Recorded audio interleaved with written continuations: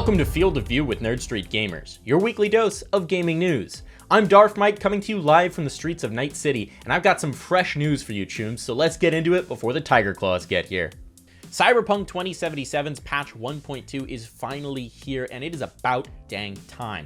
The patch was delayed because CD Projekt Red suffered a cyber attack that compromised a large amount of their data, so the delay is somewhat understandable, but this patch is shipping much needed fixes that should have been in the game on launch. If you don't remember the state of the game on launch, who can blame you? It was 4 months ago. It was a buggy mess, particularly on consoles where frame rate and texture issues made it all but unplayable.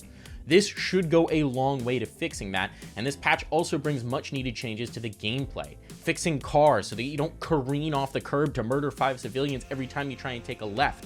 Fixing the cops so they don't magically spawn behind you in closed elevators, and going through so many other quality of life and bug fixes to make the game much more playable. There's a magnificent game in here. There's a masterpiece that matches the hype that we were built up to for a decade, but it's gonna take some more work to eke it out. PAX has made the call to pull the plug on PAX East 2021. The event was originally scheduled to take place in early June, and that proved a bit ambitious for the current pandemic timeline. Vaccinations are rolling out, and hopefully we will be able to get back to in-person events sometime in 2021, but June's just a bit early. Fortunately, they didn't charge any tickets or exhibitor fees just yet, so nobody's out any money, and they've opted to go for an online event in July instead. Running from the 15th to the 18th, it'll have many of the same trailers and reveals, so be sure to tune in then in an environment that's safe for all. PAX is also confident that they'll be able to run in-person events for PAX Unplugged and PAX West later this year. We'll have to wait and see about that one, but there is at least cause for optimism. Microsoft is reportedly exploring the acquisition of Discord, and the price tag could be upwards of $10 billion. Now that's an eye-popping number, especially when you consider that Discord themselves have struggled to monetize their own audience, but it is that audience that's so appealing to a company like Microsoft. Millions of people use millions of different communities on Discord on the daily. It has become omnipresent within the gaming and esports space. People use it for work, for friends, for family, for community. Heck, to record a show like this one where you need to communicate with your producer while you record segments. It is everywhere within the space, and that makes it so appealing to Microsoft as they aim to bolster their portfolio to do battle with the other tech titans.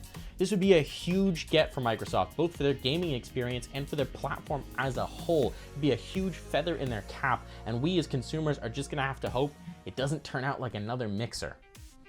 In what could be the greatest scandal in gaming history, fans are outraged that they cannot buy their Animal Crossing Hello Kitty crossover amiibo cards.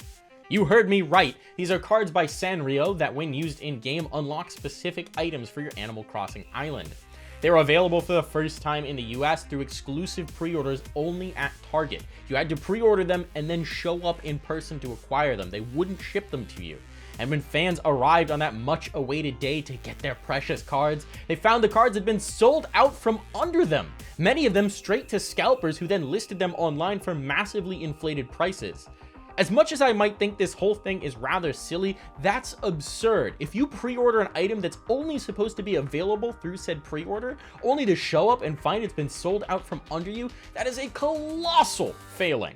Sony has shut down a browser version of the store for the PlayStation 3, PSP, and PlayStation Vita, giving credence to rumors that they're shutting down the stores for those consoles entirely in mid-summer. Now, those consoles are at this point 2 generations out of date and definitely in the end of their life cycle, but this is still a concerning development, because as consoles are increasingly online, this is a whole aspect of the system that just won't be available anymore. These are games that can be lost into the digital void, and that is concerning. It just shows how important gaming archive and historical efforts are to preserve these games before they're just lost forever. That's it for this week on Field of View with Nerd Street Gamers, your weekly dose of gaming news. Now I'm going to go jack into that console right there and see if I can't find out any more news before the Tiger Claws get here. See you next time.